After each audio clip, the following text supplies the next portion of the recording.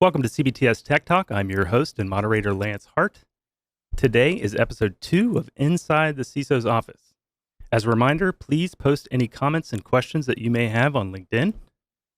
And today, I am joined by CBTS's very own consulting CISO, John Bruggeman, and our special guest today, the University of Cincinnati's Assistant Vice President and CISO, Katrina Biscay. Welcome to both of you. John, let's jump right in. You got it. Katrina, good to see you. Good to Pleasure. in the flesh, as they say. A lot of people don't know how complicated information security is in higher education. What would you say are some of the toughest things that you have to deal with for securing your average university? Well, higher ed is definitely exciting. I will say that. You will never be bored. That's what I promise everybody that I interview. Come to UC, you will never be bored. Okay. I think people don't understand the sheer size and scale of a higher ed institution. Not only do we have the academic portion with the students, and UC has 48,000 live students at any given time, we have a significant amount of research and all of the infrastructure that supports it. We have a police department, like many cities. We have power plants. We have infrastructure of over 100 buildings and multiple campuses all over the world. So the sheer scale and the diversity of technology that exists on a higher ed network presents a security challenge all in itself. Right. And in those numbers, people should think about a good sized city is 50,000 people, and you've got that many as students. You can add in your staff, which I think are around 9 or 10,000 staff. 16,000. 16,000. Yes. Okay. Yeah. So you've got to basically provide security for the buildings, your traditional information security for the fixed assets, as we like to call them in the business. But then you have all these students who you want to protect, sometimes from themselves, sometimes from other students, and sometimes from your own infrastructure. Is there a difficulty securing one area over another area? They're unique. The students do come with a challenge, but they're also an amazing support structure for the university. They help us a lot in identifying security issues. They bring things to our attention. So it's wonderful to have them, especially on campus. But what we see now, especially post-pandemic, is in the past, students used to come to campus with about 4 to 6 devices that were Wi-Fi enabled. Yes. This year, we actually calculated it out, and it's between 7 and 10 Wi-Fi enabled smart devices that come with each student. So as you can imagine. So instead of 48,000 single, you multiply that 48,000 by 7 or 6. Mm-hmm. That's a very large number. So how big would you say, like the capacity for your network? You could probably support over 120, 130,000 at least devices? Close to 300,000, yes. So that would present a challenge for any decent information systems department. Approximately how many people do you have working for you? We have 11 people in information security. And does that count students, or is that? That does not. We do. We get some co-ops usually during the summer, and then we have some student workers that help out with various tasks. Okay. And it was interesting. You mentioned students earlier that they bring issues to you. Do you crowdsource any kind of, or is it like, sometimes you might have a suggestion box, or do they just email the help desk and say, oh, by the way, I had this problem, and you're like, oh, that's a security risk? All of the above. All of the above. We interact very closely with our student community, and not only do we try to educate them about security best practices, including how to secure their personal lives, but we get a lot back. So they do report problems very, very quickly, especially in areas that we may not have direct control or access of, such as the dorms. So it is a wonderful crowdsourcing opportunity. Okay. And that actually touches on another topic that I don't think people outside of the higher education community understand, is the number of regulations that you have to comply with. I mean, I know from my past as a information security professional at a higher education space, I had to worry about FERPA, I had to worry about HIPAA, I did have to worry about GDPR, which is I think it's a privacy. We could talk for probably an hour on privacy. But I didn't have some of the ones that you had. You have like ITAR and some of these other that are related to research. So just to give people an idea, you don't have to list the entire, exhaustive list of compliance regulations you have, but what's some of the other ones besides the big ones that people think about? I'm definitely jealous of corporate. They have one or two frameworks to contend with. We have on the last count, I believe it was 14 compliance frameworks that we work with. So your standard HIPAA, PCI, FERPA, FISMA, GDPR, GLBA. We have obviously the state-related privacy networks from all over Yes, because the you've got United students, States. Yes, plus some absolutely. foreign countries. A lot of foreign country legislature, export controls, international trade arms regulations, CGs for criminal justice data. Pretty much if you name it, we probably have some form of data related to a regulatory requirement. Right. And University of Cincinnati is a research institution, so it's probably surprising to people that don't think about the research side of it that you've got to have controls in place to, at a minimum, monitor the flow of information from a security standpoint. Which do you think is the hardest one for you, or do you like the least? That might be the better question. They all can have varying levels of difficulty, but which compliance framework, presents the most opportunities for you and your team for growth? I mean, we are an R1 institution, so we do a diverse amount of research with various agencies. So we do have to comply with some very specific regulations.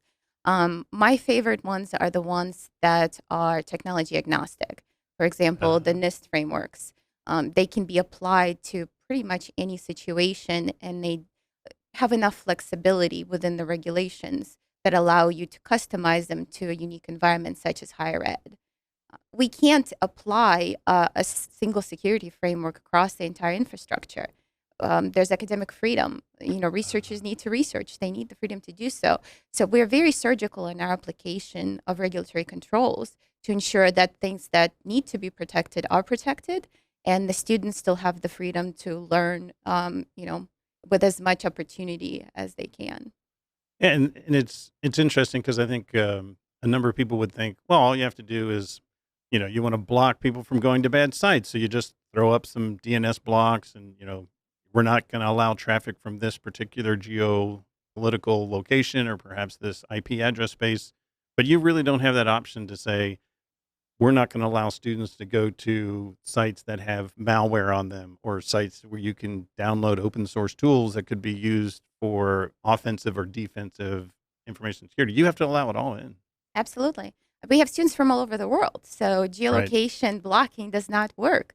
We need to allow them to learn. We have classes that utilize malware as part of their curriculum. So we work with the faculty closely in a lot of the higher technical programs to ensure that they have a space safe to operate. And malware doesn't run rampant around the rest of the network and stays where it belongs. Yes. Yeah, it's an interesting challenge that most corporate environments don't consider, the idea that, oh, this segment of my network has malware on it.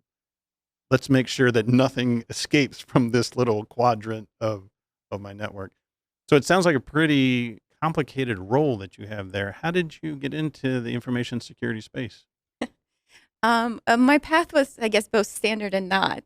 My undergrad is in computer science, so I came out of school a developer. Quickly realized that programming just was not my thing. I can relate. Yes, especially back in the days where you had Pascal, COBOL, and C. Yes. It was a lot of fun. You But just listed my three. Yeah. so I moved to system administration, but honestly, I've always wanted to be in public service. That's always been my goal and dream. I just appreciate how much of community impact you can see working for public service.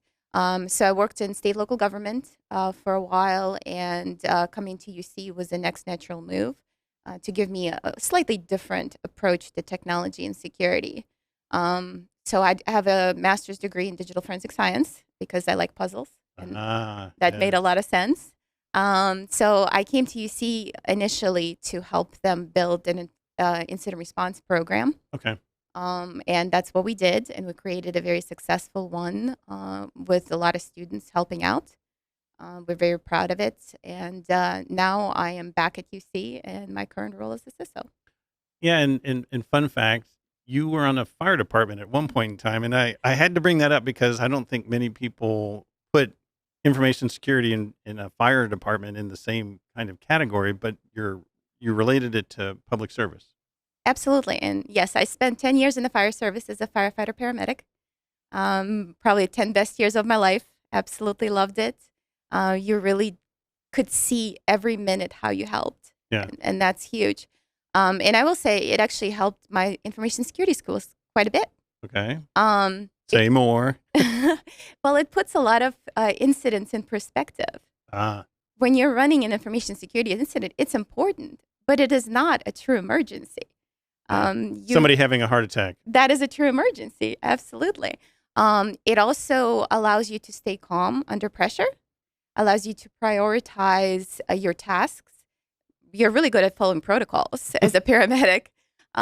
So I would say to other CISOs out there and other security professionals, hire some first responders and former first responders. You will see how amazing they are on an IR team. Interesting point, because you probably wouldn't have called what you did when you were a firefighter EMT a playbook, but essentially you must have had, this is what we do when we come up on an accident scene. We assess the people or person that's involved in the accident. So you had memorized the playbooks, or did you? Oh, yes. You have to test on them. Okay. Yes. There are very definitive playbooks for every scenario, but there's also enough room for creativity and problem solving because every scene is different, just like every information security is different, incident is different. So I think that knowledge and that ability to follow a playbook and yet make a judgment call in the middle of a situation is extremely helpful. And you also said, staying calm is important. I mean, I found that to be very helpful in my environment. Was like you put it in perspective. In my case, we weren't a hospital and we weren't a bank. So no one was going to die and no one was going to lose money. So as soon as those are off the table, the rest of it's not going to give me a stroke or give me an ulcer or make me lose sleep at night. So in your environment that you came from doing firefighting, that helped with the incident response development, or was the incident response development first for UC? I'm trying to think the order of it. I was in the fire service first. So Okay. yes, I did bring a lot of those skills of managing an incident. So the FEMA's Incident Command Framework, for instance, which is widely used for incident response all over the country, Mhm. especially to large incidents. It is very applicable to information security incident response. It talks about your incident commander, logistics, operations. How do you support your team when that incident runs into 24, 48 hours? You got to feed them. Somebody has to take care of that. Otherwise, the team is not going to perform at their best. You need to rotate them out. All of those skills are extremely transferable to InfoSec. So the other piece of this is there's a saying in paramedic medicine, treat the patient, not the monitor. And what that speaks to is especially younger, more junior information security analysts, they tend to focus very heavily on the log in front of them. Right. And they can go down in an incorrect direction. And you need to be able to pause, think, question yourself. Am I treating the patient or am I treating the monitor and the log that I see in front of me? Yeah. And that's something that I've seen a lot of junior security analysts learn and then benefit from in their career. Interesting point. I mean, it is for a lot of, or at least some information security professionals I know, the interesting part for them is the tool. What's the latest, neatest, coolest tool? And that's where they could focus on the monitor and not on the patient.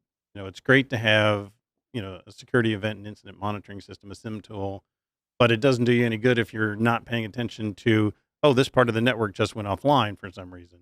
And you can also, the phrase that I heard, I don't remember, I can't attribute it to the right person, but it was the fog of more, where you have so many tools with so much information. How do you filter out or identify the top, do you have like either a tool set or something that for you, this is what I focus on if I'm looking for, if you do threat hunting, think of it that way. Is there a particular metric that tends to stand out to you as being more useful than another metric? A lot of the times I say, look at what's not normal. Look at the weird. Agreed. Because that's where it starts. Yeah. Either too low, too high, too fast, too slow, right? Something Mhm. that's outside of your regular baseline. So that usually will result in you identifying something you didn't want to identify in your environment, right? Yes. So Suddenly an event is now an incident. You're exactly. like, I ran out of log space on the syslog server. Why did you run out of log space? That's not normal. hmm And that not looking at it as a single problem. How do the technology systems interact with each other? That understanding helps. I mean, because you can, all right, I'm looking at my Microsoft 365 logs, Right. but did you consider the traffic flow between the endpoints and 365? And there's something else you need to look at in between. Sometimes that takes a little while to learn when you're first Oh, starting out in incident response. yes. And particularly when you're sort of entry level getting into the business, you can see a small event that you might think is a big incident, and you might cry wolf a little too frequently. hmm Um, and that's a process that experience will give you. And it sounds like you've got a good team there, even with just 11 people trying to basically provide security protection for, let's say, 60,000 people, and you were saying around 300,000 devices. And that's actually was just the mobile devices.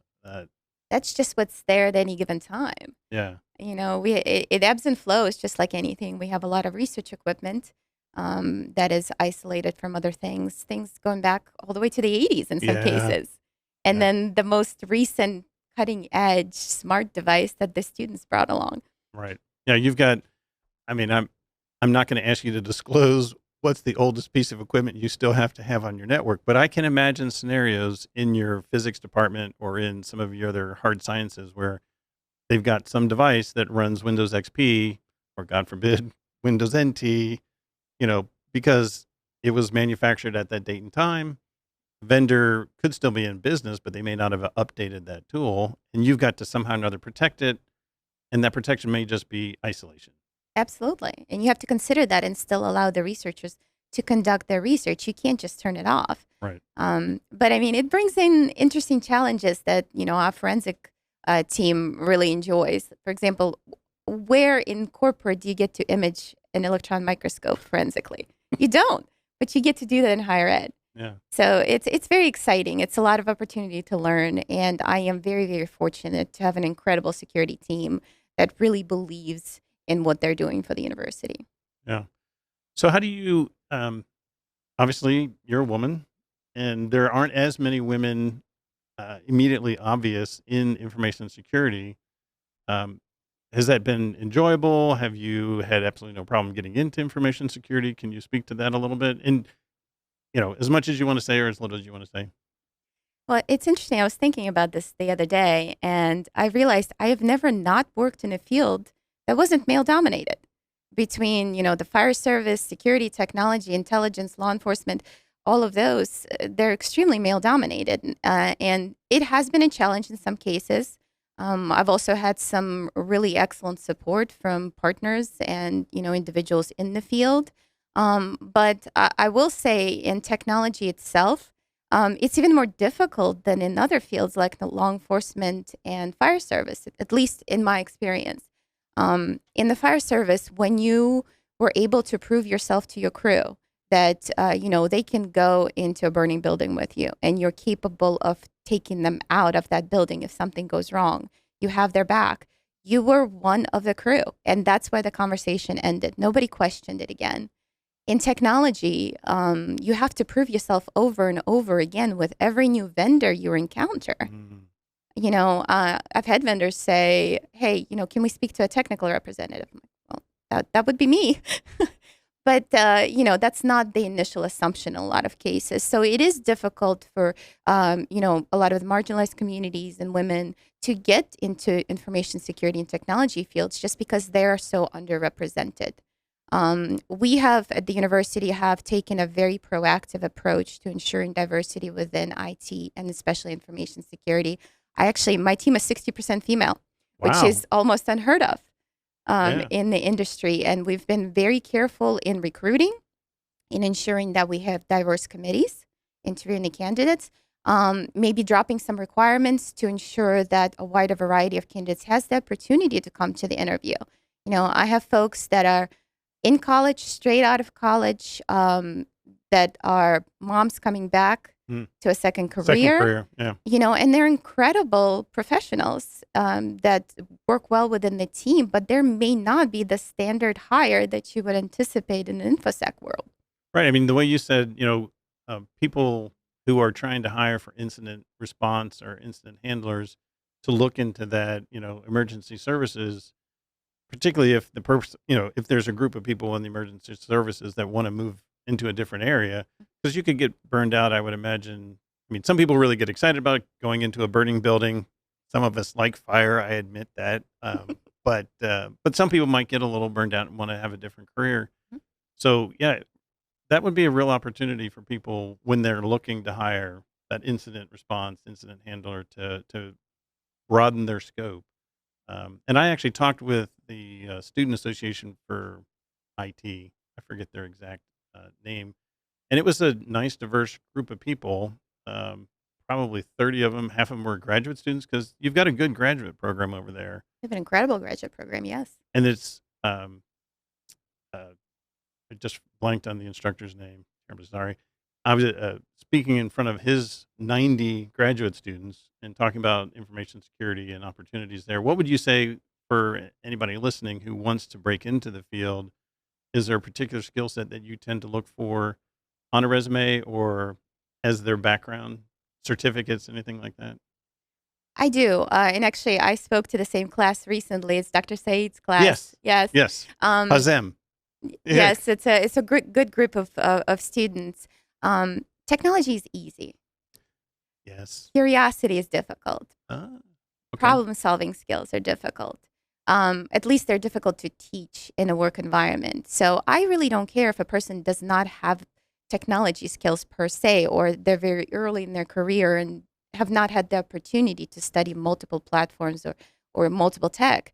As long as they're curious, they want to learn, they want to listen, they want to troubleshoot. Yes. And solve the puzzle. I think they can be incredibly useful in an InfoSec field. So I would say don't pigeonhole on the certifications and, I hate to say it, I'm in higher ed degrees, but hire your workers younger. Offer that job to a sophomore in college. Those have been some of my most successful hires. Are the students that I had in my classes or that my colleagues had in their classes that really wanted to contribute to the protection of the university and were curious, wanting to learn. We also have a lot of success hiring veterans. They make excellent information security professionals because of that playbook. Yeah. They know how to follow one. Right. And they're used to having a standard that they operate with, and they're used to chain of command, and that's a good insight. In terms of the next area that you might see as a growth area, or I'll think of it as a growth area for information security, not a looming threat on the horizon. I like that. I'm trying to phrase it positively for everybody. What would you say? Because I think of 5G, certainly it gets a lot of buzz, and I want to think about areas in 5G that can be either vectors for attack. But do you see quantum, being an interesting area for information security, or 5G? Is there a particular hardware or software area that you think is going to be an interesting growth area? It's hard to tell in a lot of cases. A lot of these technologies are exciting, but will they have a footprint in the actual industry? It's still up in the air. I think, given the socio-political climate in the world, there's a lot of opportunity for defensive technologies on a national scale. Critical infrastructure still needs attention. So there's a lot of opportunity for not only improving the critical infrastructure in the United States, but securing it appropriately. That involves tech, and that's tech that can help the world. It's not just something as shiny and exciting as crypto or blockchain or quantum. Right. Yeah. I mean, I think quantum has probably got at least a decade yet before it'll have any practical application for our field of information security. And crypto, I think, has the potential to be valuable. We could go down a whole segue on crypto if you wanted to. Because when we think about security, the 3-letter acronym that we use, which will be confusing to a lot of people, is CIA: confidentiality, integrity, and availability. And a lot of people are focusing on availability now because of ransomware Mhm. and threat actors, because it's so easy for the threat actors, aka criminals, to ransom your devices. But the integrity is extremely important too. And how do you verify that, my health records haven't been modified in some way, you know, either to improve my health? Why, as a matter of fact, I am 6'4" and I'm only 185 pounds. Um, so that's where I see blockchain or, immutable records being valuable, but it's so far off, and I see it as being fairly far off in the future, because I just don't see anybody thinking in that direction on the crypto space. Do you see any of that coming up for on the integrity side? We could talk about availability later. I think there's a lot of focus on how much money you can make with some of these technologies, True. and less on the actual community use cases. And Yeah. as a public employee, that's what I'm really interested in, Okay. is how can this be applied for the good of the community? And that direction is just not very strong right now. Not saying that it won't be. I hope it will be, because I do think the integrity of records, especially with the volume of data a lot of agencies and corporations are generating on a daily basis, that will come into play. But as many organizations, I don't think we even know what data we have in many cases. Yes. Yes, that's, I mean, we can actually go back to privacy a little bit in the context of how much data is out there. How do you verify that the data is um, not being manipulated in a way? Um, so, in terms of privacy, let's talk about that for just a minute. Is there a particular framework that you've used at the university to help improve the privacy of the students? Maybe, like with the social media. I mean, we all know that Facebook, aka Meta, is tracking us everywhere. If it's on your phone, they know where you are all the time. Um, but from a privacy standpoint, do you see any better tools out there for your students to use? So privacy is interesting in higher ed, right? We are an ISP for our students. Yes, you are. They have an expectation of privacy. We do not monitor our students. Where they go. Right. It's just that's not our business. We are there to offer them services. So our students are very much interested in privacy. I've seen a huge uptick in the conversations with the student community about what that really means. They're interested in where their data is. They're Inter- also interested in how to apply things that they learn to their personal life. uh, And that is an extremely positive shift in both security and privacy field. We have some sister campuses in Europe, so GDPR is a big privacy framework that we are focused on. right. But privacy is a consideration in almost everything that we do, and we work closely with our partners in various offices at the university to ensure that privacy is protected. And you've been in your role for a couple of years as CISO, About 14 months. 14 months. Okay, maybe the pandemic made me think that it was like, oh, congratulations, she's the CISO there at UC. What I was going to say was whether or not you've seen that shift for students focusing on privacy over the last 12 months to 24 months. It's probably, you wouldn't have a good baseline unless you have seen an increase, an uptick. I mean, there's an uptick in use of technology for sure. That we definitely see. The approach to things that students connect to the environment and amongst each other has changed significantly. The privacy is more slow in its development Okay. because I think a lot of the younger kids, they grew up with the internet. Yeah. They don't think twice about sharing some of the information that maybe some of the older folks are a little reluctant to share. They just view it differently. But at the same time, they're also a lot better, in creating complex identities in the metaverse, so to speak. Things As that in more than one identity? I'm sure in some cases, yes. The way you said complex identity, I wasn't sure if you were saying that some students have, their Instagram Instagram account, and then they have their fake Instagram account, or if you meant they're taking their Instagram account and their Twitter account and there's some and Facebook and blending them, or then adding Snapchat or whatever. I wasn't sure what you meant by complex. I would say it's both. Okay. I mean, there's multiple accounts usage, and then also the blending of that data, which then brings up, well, who's responsible for protecting, securing the privacy of that data. Or is anybody trying to protect the privacy, or are they just trying to sell it? I think we might have a question here from the floor. So let's see what we Yeah, got. we do have a question. Do you guys see moving to the cloud as an increase or decrease of risk? That is a great question. And I'm glad I get to ask the question. I don't have to answer it right now. So, Katrina, which do you think? Is it an increasing risk to move to the cloud or decreasing risk? It's both. Okay. It comes with its own challenges. And, people put a lot of faith in like, okay, we have to have everything on-prem or everything in the cloud. Yeah. Neither one works well for a modern enterprise. You have to have a mix. And you have to be very precise and very thoughtful and strategic in how you develop that mix. While you can offload a lot of the base, operating system hardware support on a cloud provider and not worry about maintaining a significant data center footprint, which helps with your physical security, which helps reduce, that recurrent load, I guess, of IT on a corporation. Cloud lacks visibility.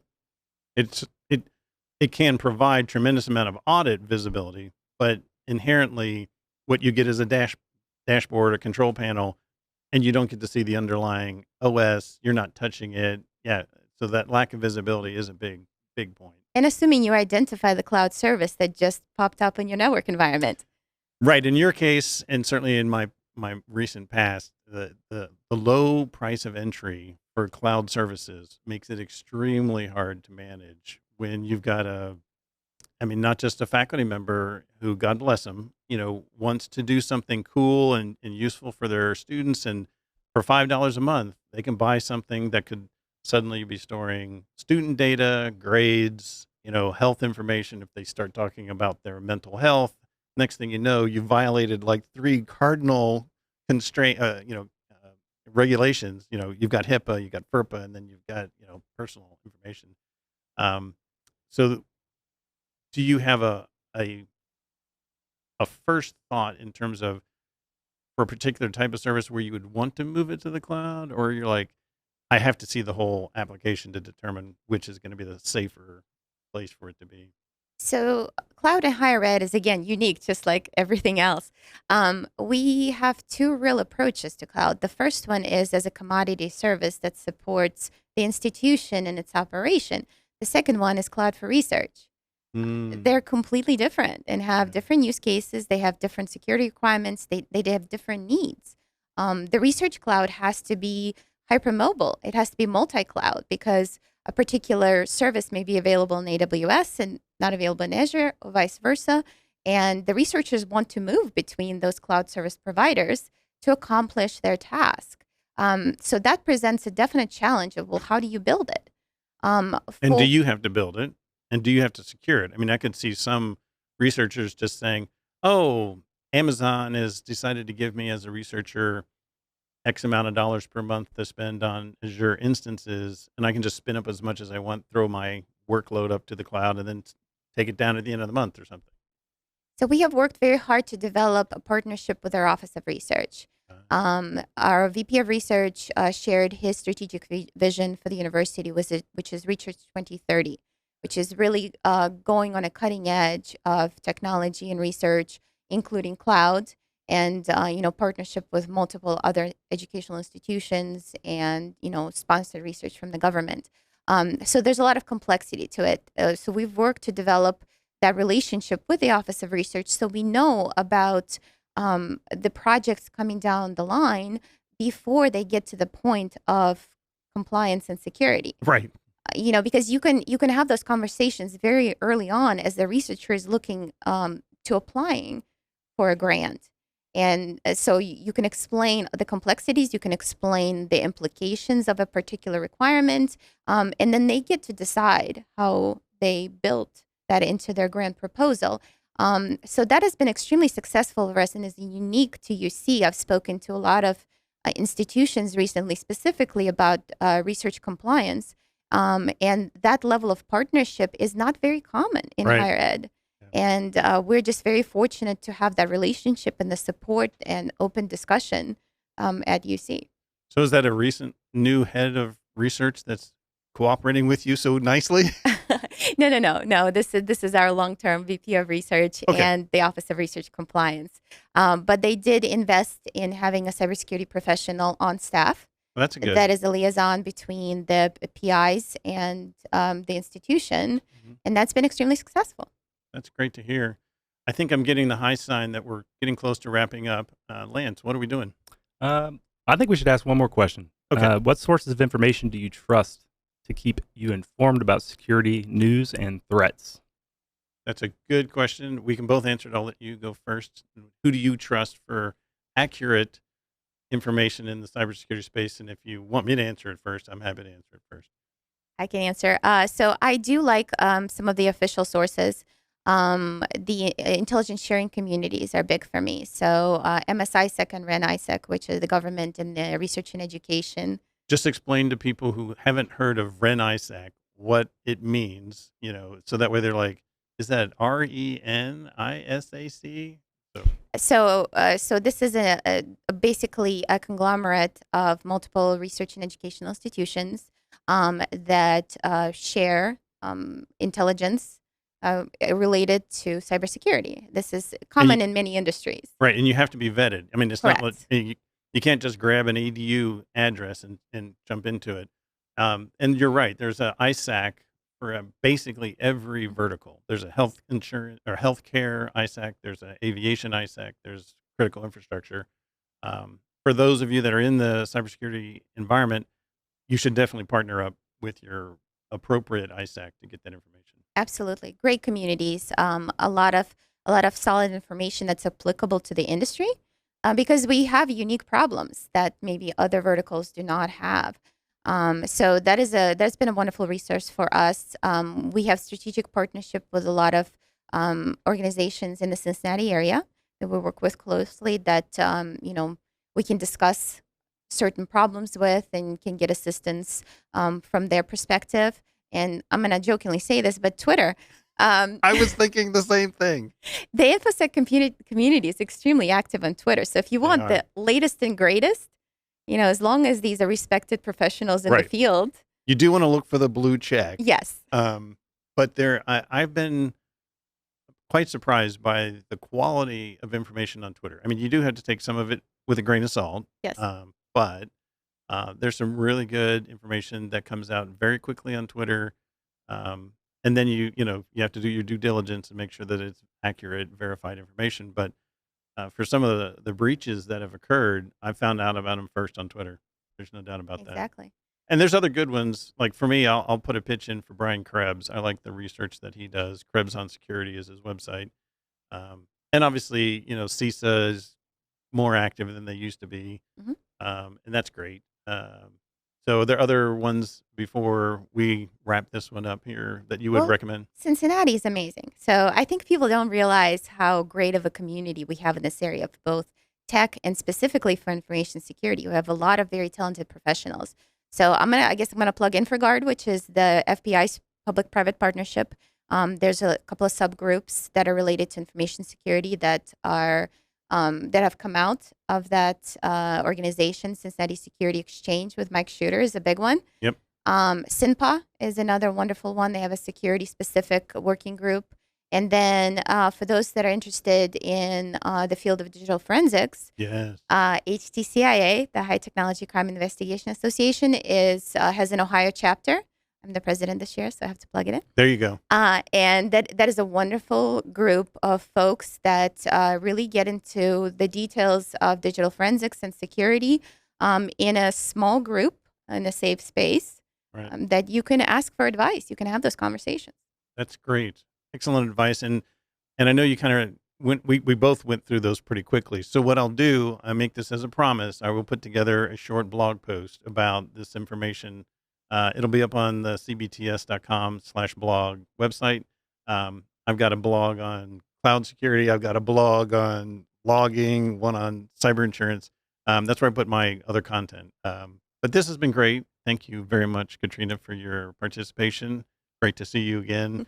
Lance, do we have other things that we have to cover here? No, I don't think we do. I would like to say thank you to both of you. And Katrina, does InfraGard still do their shoot? Years ago, I went out and to the firing range with the InfraGard team. It was pretty neat, pretty interesting experience. I don't think they've done it in a couple of years. The pandemic has shifted a lot of the things that the communities do.